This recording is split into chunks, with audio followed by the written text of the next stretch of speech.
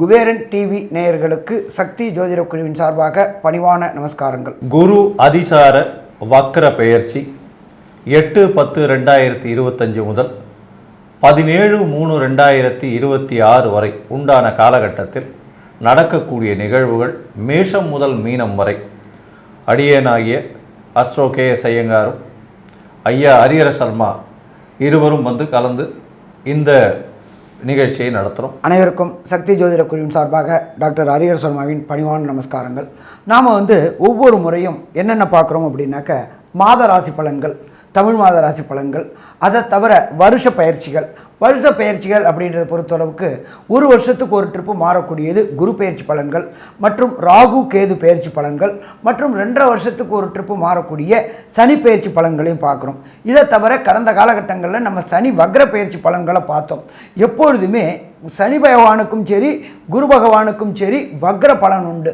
குரு நின்ற இடத்துலேருந்து சூரியன் 5ஆம் இடத்துல வந்தால் அது வக்ரம் பெறுறதுன்னு பேர். அதே போல் சனி நின்ற இடத்துலேருந்து சூரிய பகவான் 5ஆம் இடத்துல வந்தால் வக்ரம் பெறுறது. அதே போல் குரு நின்ற இடத்துலேருந்து சூரியன் 9ஆம் இடத்துக்கு வரும்போது வக்ர நிவர்த்தி. சனி பகவான் நின்ற இடத்துலேருந்து சூரியன் 9ஆம் இடத்துக்கு வர்றது வக்ர நிவர்த்தி. இப்போ நாம் பார்க்க போகிறது அப்படின்றது நிகழும் மங்களகரமான விசு வாச வருஷம். கரெக்டாக பார்த்தோம்னா அன்றைக்கி புரட்டாசி 22ஆம் தேதி அன்றைக்கி பாசம் அப்படின்றது கன்னியா மாதம். அன்றைக்கி பொன் கிடைச்சாலும் புதன் கிடைக்காது. அப்படிப்பட்ட உயர்ந்த நாளான புதன்கிழமை குரு பகவானவர் அதிசாரம் வாங்குறார். அதிசாரம்னா என்ன அப்படின்னாக்க முன்னோக்கி செல்வது. வக்ரம்னா என்ன? ரிட்ராகேஷன், பின்னோக்கி செல்வது. அப்போ இப்படி இருக்கிற சூழ்நிலையில் இந்த குரு பகவான் 8-10-2025 பொன்னாப்பிட்டாலும் புதனாப்பிடாது அப்படின்ற புதன்கிழமையில் அவர் அதிசாரம் வாங்குறாரு. இதில் அதிசாரம் எத்தனை நாள் இருக்கிறாரு? சற்றேறக்குறைய 42 நாள் அதிசாரம் வாங்கி கடகத்துக்கு போகிறாரு. கடகத்தில் போய் கடகத்தில் குரு பகவான் உச்சம் பெறக்கூடிய காலகட்டம். கடகம் அப்படின்னாலே குரு உச்சம் பெறக்கூடிய காலகட்டங்கள். அதுக்கப்புறம் பார்த்தோம்னாக்க 18-11-2025 ரிட்ராகேஷன் வக்ரம் அடைகிறாரு. எங்கே வக்ரம் அடைகிறாரு அப்படின்னா கர்க்கடகத்திலேயே புனர்பூசம் 4ஆம் பாதத்திலேயே வக்ரம் அடைகிறாரு. அவர் வக்ர நிவர்த்தி அடையக்கூடிய காலகட்டங்கள் அப்படின்றது 17-3-2026 வக்ர நிவர்த்தி அடைகிறாரு. அது எதில் வக்ர நிவர்த்தி அடைகிறாரு அப்படின்னா மிதுன ராசியில் வக்ர நிவர்த்தி அடைகிறாரு. அப்போ இந்த மொத்த காலகட்டங்கள் அவர் வக்ரம் மற்றும் அதிசார நாட்கள் அப்படின்னாக்க சற்றேறக்குறைய 160 நாள் வக்ரம் அதிசாரம். அதுலேயும் பார்த்தோம்னாக்க அதிசாரம் கிட்டத்தட்ட 42 நாள். அதை தவிர வக்ர காலகட்டங்கள் அப்படின்றது 118 நாள். பின்னோக்கி செல்றதுல என்ன பலன்கள்? குரு பொறுத்தளவுக்கு அந்தனர் குரு, நல்ல காரியங்கள் மட்டுமே செய்யக்கூடிய குரு. குருவை பொறுத்தளவுக்கு இது தனக்காரகன் போம், புத்திரக்காரகன் போம். ஒருத்தருக்கு புத்திரர் இல்லை அப்படின்னா எதுவுமே இல்லை. அப்போ புத்திரக்காரனான குரு அதிசாரம் வாங்குறாரு. அதுக்கப்புறம் வக்ரம் அடைகிறாரு. அவர் 2 ராசிக்கும் போகிறாரு. மிதுனத்துலேருந்து கடகத்துக்கு வராரு, கடகத்துலேருந்து மிதுனத்துக்கு போகிறாரு. அப்படியேப்பட்ட காலகட்டங்களில் இந்த குரு நின்ற இடத்தையும் பலப்படுத்துவார், அதோட பார்க்குற இடத்தையும் பலப்படுத்துவார். எல்லா கிரகங்களுக்குமே விசேஷ பார்வை கிடையாது. நேர்பார்வை அப்படின்றது 7. அதை தவிர விசேஷ பார்வை உண்டானது அப்படின்றது குரு பகவானுக்கு 5ஆம் பார்வையும் 9ஆம் பார்வையும். அப்போ நின்ற இடம் ப்ளஸ் 7ஆம் இடத்தை வலுப்படுத்துவார், 5ஆம் இடத்தை வலுப்படுத்துவார், 9ஆம் இடத்தை வலுப்படுத்துவார். சரி, இப்போ இந்த குருவை பொறுத்தளவுக்கு அதிசாரம் வர நாள்லையும் அதுபோல் வக்ர நிவர்த்தி காலகட்டங்களையும் பொதுவான பரிகாரங்கள் எப்பொழுதுமே பொறுத்தளவுக்கு குருவுக்கு உண்டான எளிமையான பரிகாரங்கள் என்னென்ன அப்படின்றத நம்மளுடைய அஸ்ட்ரோ டாக்டர் KS ஐயங்கார் அவங்க விரிவாகவும் விளக்கமாக சொல்லுவாங்க. ஐயா, அற்புதமாக சொன்னீங்க. அதாவது குரு அப்படின்னு சொல்லும்போதே வியாழக்கிழமையை குறிக்கும். குரு என்பவரை பொறுத்தவரை வியாழக்கிழமை அதிகாலை முதல் ஹோரை, அதாவது சூரிய உதயத்தின் முதல் ஹோரையை குரு ஹோரைன்னு சொல்லுவோம். இந்த குரு ஹோரை அப்படின்றதுல நெய் விளக்கு, நெய் தீபம் போட்டு வணங்குவது பெரிய விசேஷம். நெய் தீபம் யாருக்கு போடணும்? அருகில் இருக்கக்கூடிய தட்சிணாமூர்த்திக்கோ இல்லைன்னா விநாயகருக்கோ இல்லைன்னா ஆஞ்சநேயருக்கோ வழிபட்டீர்களே ஆனால் உங்களுக்கு வரப்போகிற வரக்கூடிய எல்லா விதமான பிரச்சனைகளிலிருந்தும் நிச்சயமாக தீர்வு கிடைக்கும். சரி, இதற்கு பிறகு பார்த்தோம்னா எளிய பரிகாரம் அப்படின்னு சொல்லக்கூடியது குருவினுடைய காயத்ரி மந்திரம். ஓம் ரிஷபத்வஜாய வித்மஹே கிருணிஹஸ்தாய தீமஹி தன்னோ குரு பிரச்சோதயாத்து அப்படின்ற இந்த காயத்ரி மந்திரத்தை ஒரு நாளைக்கு 3 தடவை ஜபிக்கிறதன் மூலியமாக உங்களுக்கு வந்த பிரச்சனைகள் விலகக்கூடிய வாய்ப்புகள் உண்டு. இதை தவிர பார்த்தலையானால் குருவுக்கு செய்ய வேண்டிய பரிகாரம் அப்படின்னு பார்த்தலையானால் எளிய பரிகாரமாக உங்களால் முடிஞ்சதையானால் அருகில் இருக்கக்கூடிய கோவிலில் நெய் தானம் கொடுங்கோ, நெய் வழக்கு போடுங்கோ, தேங்காய் தானம் கொடுங்கோ, தேங்காய் உடைக்கோ. பக்கத்தில் இருக்கிற கோவிலில் சதுர்த்தி அந்த மாதிரி விஷயங்களுக்கு விநாயகருக்கு பக்கத்தில் விநாயகர் கோவில் இருந்ததுன்னா சதுர்த்தி தேங்காய் உடைச்சுட்டே வாங்கோ. எலுமிச்சம்பழம் தானம் கொடுங்கோ, எலுமிச்சம்பழம் மாலையாக போடுங்கோ. அது தவிர மஞ்சள் வஸ்திரங்கள் தானம் கொடுக்கணும், வாழைப்பழங்கள் தானம் கொடுக்கணும். ஏன்னா இதெல்லாம் குருவினுடைய பொருட்களாக சொல்லப்படுறது. முடிஞ்சதுன்னா ஸ்வர்ண தானம் கொடுக்கலாம். தங்கம் விற்கிற விலையில் பார்த்தலையானால் கொடுக்க முடிஞ்சதுன்னா சந்தோஷம். அதாவது மிகவும் அதிகமாக ஸ்வர்ணதானம் அப்படின்றது மிக உங்களால் முடிஞ்சதுன்னா பண்ணுங்க. அடுத்தது பார்த்தலையானால் புஸ்தகங்கள் படிக்கக்கூடிய மாணவியர்களுக்கு, பாடசாலையில் படிக்கக்கூடியவர்களுக்கு, அந்தணர்களுக்கு, படிக்கக்கூடிய மாணவியர்களுக்கு இவர்களுக்கெல்லாம் புத்தகம், நோட்டு, எழுதக்கூடிய நோட்டு. இப்போ புஸ்தகம் எல்லாமே காமர்ஸ், நோட் புக்ஸ் அந்த மாதிரிலாம் வந்துடுது. அதனால் எல்லாமே டவுன்லோட் பண்ணிடுறோம். அதனால் புஸ்தகம்ன்றதை விட நோட் புக், எழுதக்கூடிய பென்சில் பேனா எழுதக்கூடியது, இந்த மாதிரியான விஷயங்கள் வாங்கி தானம் கொடுங்க. அதே மாதிரி இந்த ஜோதிஷம் சொல்கிறபாளுக்கு இந்த காலகட்டம் மிகவும் அதிகமாக இருக்கும். ஜோதிடர்களுக்கு உங்களால் முடிஞ்ச காணிக்கையை நீங்கள் அனுப்புங்க. ஏன்னா இது ஒரு பெரிய விசேஷமாக இருக்கும். அதை தவிர பார்த்தலையானால் அருகில் இருக்கக்கூடிய கோவிலில் இந்த சுண்டல் பண்ணி, அதாவது மூக்கு கடலை சுண்டல் பண்ணி வியாழக்கிழமை கொடுங்க. அது ஒரு பெரிய விசேஷத்தை கொடுக்கக்கூடிய காலகட்டமாக அமையும். தென்னை மரம் தானம் கொடுங்க வியாழக்கிழமை அன்னைக்கு. அதே மாதிரி வாழைக்கன்று தானம் கொடுங்க.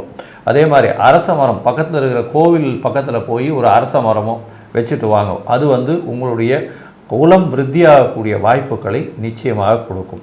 இதை தவிர பார்த்தலையானால் குருவினுடைய பார்வையும் சரி, குரு இருக்கும் இடத்தையும் சரி சுபப்படுத்தக்கூடிய வல்லமை வாய்ந்த ஒரே கிரகம். ஏன்னா குரு மட்டுமே அதிசுபர் அப்படின்னு ஜோதிட சாஸ்திரம் சொல்கிறது. அதனால் அவருக்கு அடுத்து தான் எல்லா கிரகங்களையும் சொல்கிறாங்க. அதனால் குருவின் பார்வையோ குரு இருக்கும் வீடோ இது ரெண்டும் பெரிய ஏற்றத்தையும் மாற்றத்தையும் கொடுக்கும். குரு தான் கல்யாணத்துக்கு மிகவும் முக்கியமான கிரகம்னு சொல்லக்கூடியது. அதாவது குரு பலம் வந்துருச்சா அப்படின்னு கேட்கக்கூடிய ஒரு விஷயத்தை நிச்சயமாக நம்ம இன்னி வரலும் கடைபிடிச்சிட்ருக்கோம்.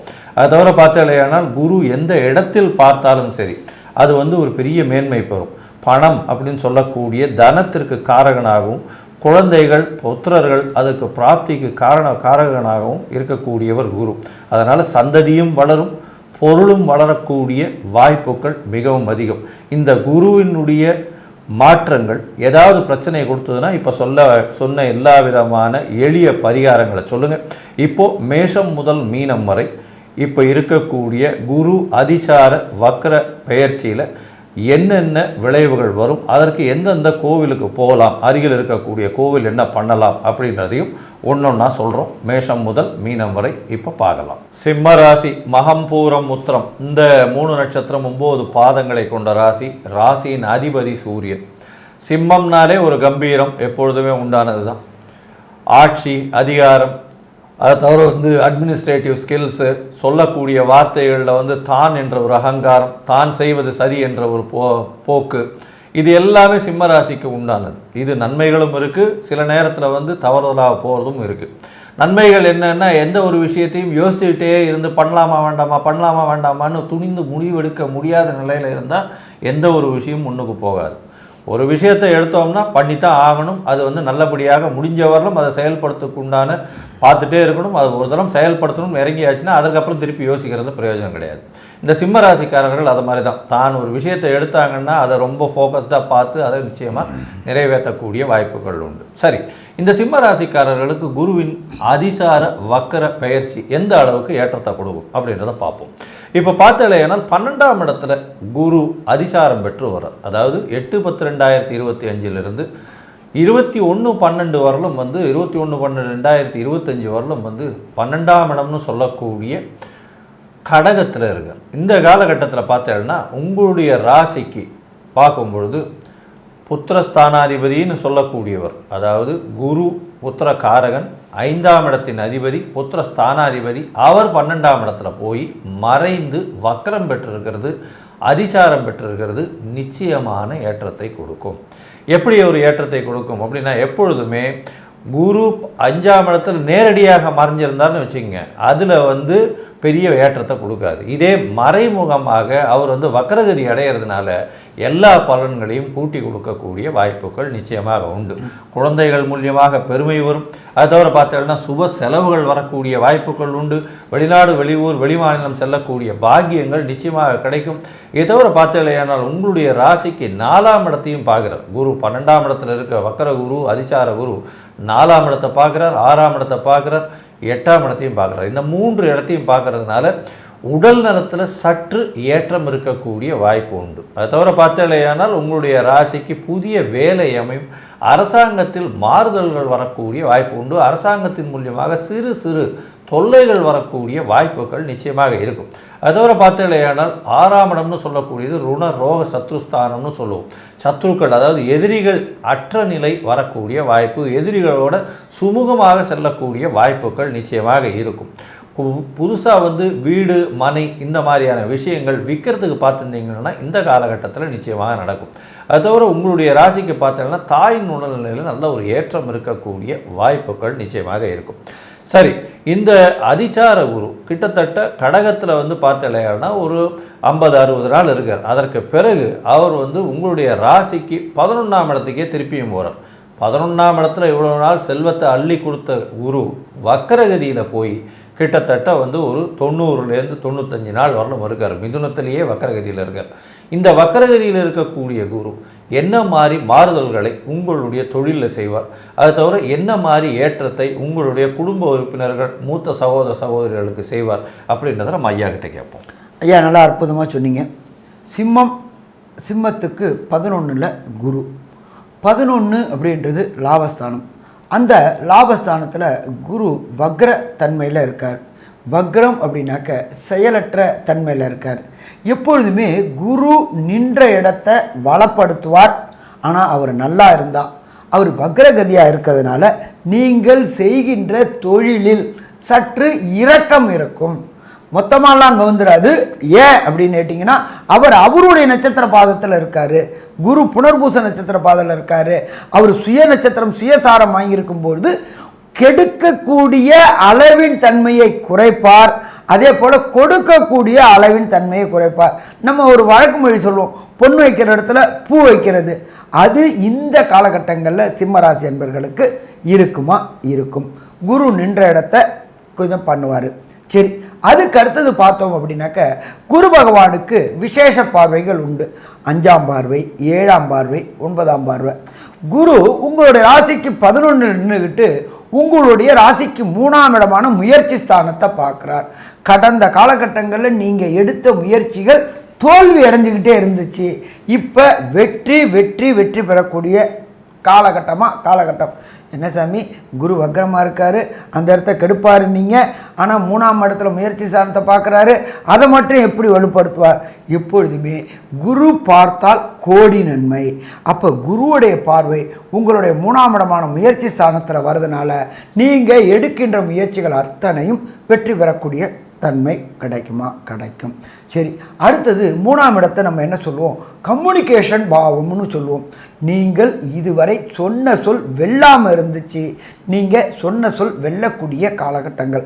இதை தவிர கம்யூனிகேஷன் துறைகள், இந்த ஏர்டெல்லு, ஜியோ, பிஎஸ்என்எல், இதை போல் கம்யூனிகேஷன் துறையில் வேலை செய்யக்கூடியவங்களுக்கு அத்தனை பேருக்கும் கடந்த காலகட்டங்களில் பதவி உயர்வும் பண வரவும் கிடைக்காமல் இருந்துச்சு.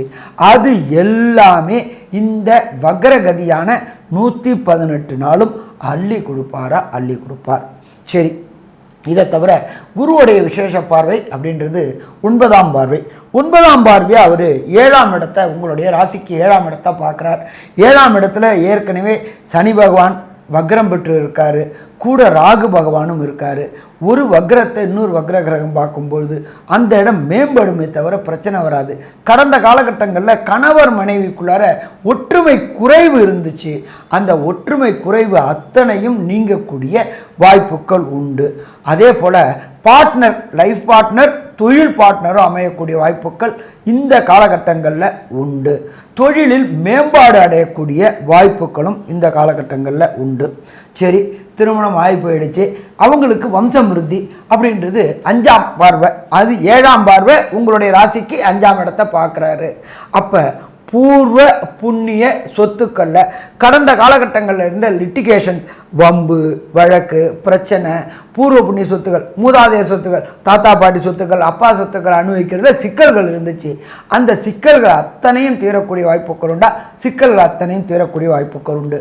அதை தவிர குலதெய்வ வழிபாடுக்கு புறப்படணும்னு நினச்சிக்கிட்டு இருந்த சிம்மராசி என்பவர்களுக்கு ஏதாவது ஒரு தடங்கல்கள் வந்துக்கிட்டே இருந்துச்சு. குலதெய்வ வழிபாடு எப்போ ஒருத்தருக்கு குலதெய்வம் வருதோ, குலதெய்வம் எப்போ வீட்டில் வராங்களோ அப்போ ஆட்டோமேட்டிக்காக இஷ்ட தெய்வங்களும் வர ஆரம்பிக்கும். எப்போ குலதெய்வமும் இஷ்ட தெய்வமும் வந்தாச்சோ புத்திரக்காரர்கள் பூர்வ புண்ணிய புத்திரஸ்தானம் வலுப்பெறும்போது பித்திருக்களுடைய ஆசீர்வாதமும் கிடைக்கும்.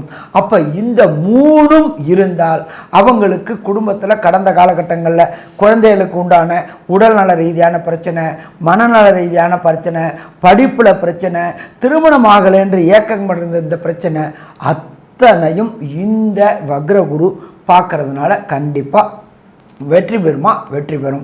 குரு 5ஆம் பார்வை 7ஆம் பார்வையை பார்க்கறதுனால உங்களுடைய 5ஆம் இடம் மேம்படுது. ஸோ மொத்தத்தில் பார்த்தோம் அப்படின்னாக்க இந்த குரு அதிசாரம் மற்றும் வக்ர பெயர்ச்சி அற்புதமாக இருக்குமா? அற்புதமாக இருக்கும்.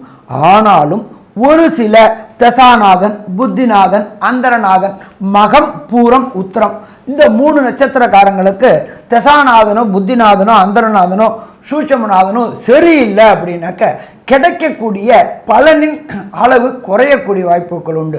அப்போ நாம் சரணாகதி அடைய வேண்டியது சோழவந்தான் பக்கத்தில் குருவித்துறை அப்படின்ற ஒரு ஸ்தலம் இருக்குது. ரொம்ப புகழ்பெற்ற ஸ்தலம், ரொம்ப பாடல் பெற்ற ஸ்தலம்.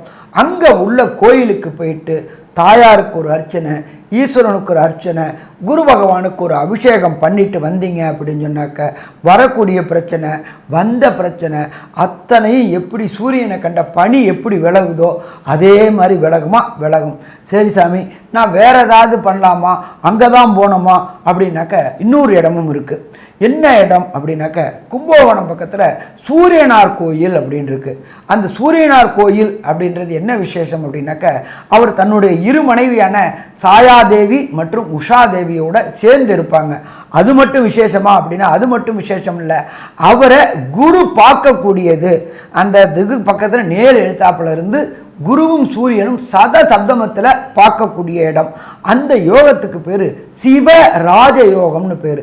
அப்போ இந்த சிம்மராசிக்காரங்களுக்கு அந்த சூரியனார் கோயில் போயிட்டு சூரிய பகவானுக்கு அபிஷேகங்களும், இது இன்னொரு விசேஷம் அப்படின்னாக்க அங்கே பாக்கி உள்ள 8 கிரகங்களுக்கும் தனித்தனி சன்னிதானம் இருக்குது.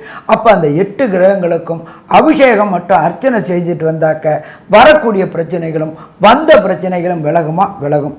சாமி, சூரியனார் கோயில் போகிறதுக்கு எனக்கு வாய்ப்பு இல்லை, சோழவந்தான் பக்கத்தில் உள்ள குருவித்துறைக்கு போகிறதுக்கு வாய்ப்பு இல்லை, ஏதாவது பக்கத்தில் உள்ள ஏதாவது ஒன்று சொல்லுங்களேன் அப்படின்னாக்க நீங்கள் இருக்கிற இடத்துக்கு பக்கத்தில் உள்ள பழைய கால சிவன் கோயிலில் உள்ள நவகிரகத்தில் குரு பகவானுக்கு வியாழக்கிழமை குரு ஹோரை கார்த்தால 6 to 7 அந்த 6 to 7 போயிட்டு ஒரு நெய் தீபம் போட்டு 9 முறை பிரதட்சணம் பண்ணிட்டு வாங்க.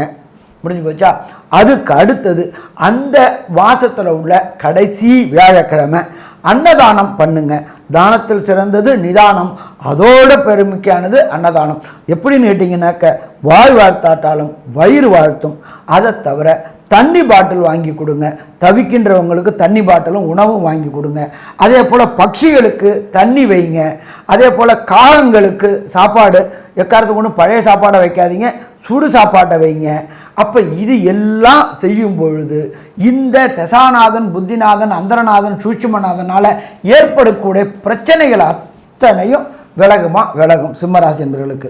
அப்போ இந்த காலகட்டங்களில் சிம்மராசி என்பவர்களுக்கு சற்றேறக்குறைய 160 நாள், இந்த 160 நாளில் 42 நாள் அதிசாரத்தில் இருக்கார், அதுக்கு அடுத்தது 118 நாள் வக்ரகதியில் இருக்கிறாரு. இப்போ மொத்தத்தில் இந்த சிம்மராசிக்கு வக்ரமும் அதிசாரமும் என்ன பலன்களை கொடுக்கும்ன்றத கன்க்ளூஷனை நம்மளோட அஸ்ட்ரோ கேஎஸ் ஐயங்கிறவங்க விரிவாகவும் விளக்கமாகவும் சொல்லுவாங்க. ஐயா, அற்புதமாக சொன்னீங்க. அதாவது சிம்ம ராசியை பொறுத்தவரை உங்களுடைய ராசிக்கு 12ஆம் இடத்தில் குரு அதிசாரம் பெற்று வக்ரகதி அடைவதன் மூலியமாக சுப செலவுகள் வரக்கூடிய வாய்ப்புகள் நிச்சயமாக உண்டு. அது தவிர உங்களுக்கு பார்த்தலையானால் புது வீடு மனை வாங்கக்கூடிய யோகமும் விற்கக்கூடிய யோகமும் வரக்கூடும். லிட்டிகேஷன்ஸ் இல்லாமல் பார்த்துக்கிறது ரொம்பவும் நல்லது. அது தவிர கோர்ட்டு வழக்கு வம்பு இந்த மாதிரியான விஷயங்களில் உங்களுக்கு சாதகமாக தீர்ப்பு வரக்கூடிய வாய்ப்புகள் நிச்சயமாக இருக்கும். உங்களுடைய ராசிக்கு உங்களுடைய தாயின் உடல்நிலை நல்ல ஒரு ஏற்றத்தை கொடுக்கக்கூடிய காலகட்டமாக அமையும். உங்களுடைய ராசிக்கு பார்த்தலையானால் பண வரவிற்கு பஞ்சம் இருக்காது. மறைந்த இடத்திலிருந்து திடீர் பண வரவு வரக்கூடிய வாய்ப்புகள் நிச்சயமாக இருக்கும். படிக்கக்கூடிய மாணவியர்களுக்கு கொஞ்சம் சிரமத்தை கொடுக்கக்கூடிய காலகட்டமாக அமைய போகிறது. உங்களுடைய ராசிக்கு பார்த்தலையானால் வக்கரம் பெற்ற குரு மிதுனத்தில் இருந்து உங்களுடைய ராசிக்கு 5ஆம் இடத்தை பார்ப்பதன் மூலியமாக நிச்சயமாக குழந்தை பிராப்தி ஏற்படக்கூடிய பாக்கியம் உண்டு. முயற்சிகள் எல்லாமே வெற்றி பெறக்கூடிய வாய்ப்புகள் நிச்சயமாக இருக்கும். அரசியல் சார்ந்த ஒரு கான்ட்ராக்ட் தொழில் அந்த மாதிரியான விஷயங்களில் பெரிய ஏற்றம் கிடைக்கக்கூடிய காலகட்டமாக அமையும். இருப்பினும் சப்தமத்தில் சனி பகவான் வக்ர நிவர்த்தியும் அடைகிறார். அந்த காலகட்டத்தில் உடல் நலத்தின் பாதிப்பு இருக்கக்கூடிய வாய்ப்புகள் நிச்சயமாக உண்டு. உங்களுடைய ராசிக்கு பார்த்தலையானால் வக்கர குரு சனியை பார்க்குறார். இது நல்ல ஒரு விசேஷம். இருப்பினும் எதிர்பாலினத்தவரை நம்ப வேண்டாம். கூட்டு தொழிலில் சற்று பின்னடைவு இருக்கக்கூடிய வாய்ப்புகள் நிச்சயமாக இருக்கும். மொத்தத்தில் பார்க்கும் பொழுது இந்த சிம்ம ராசிக்காரர்களுக்கு 85 விழுக்காடு நல்ல ஒரு ஏற்றமும் மாற்றமும் இந்த குரு அதிசார வக்ர பெயர்ச்சியின் மூலியமாக வரும்னு சக்தி ஜோதிட குழு சொல்லுது. நன்றி, நமஸ்காரம். ஸ்ரீ குபேரன் டிவியை பார்த்தமைக்கு நன்றிகள். மேலும் இது போன்ற தகவல்களை தெரிந்து கொள்ள ஸ்ரீ குபேரன் டிவியை சப்ஸ்கிரைப் செய்யுங்கள். மறக்காமல் பெல் ஐக்கானை கிளிக் செய்யுங்கள்.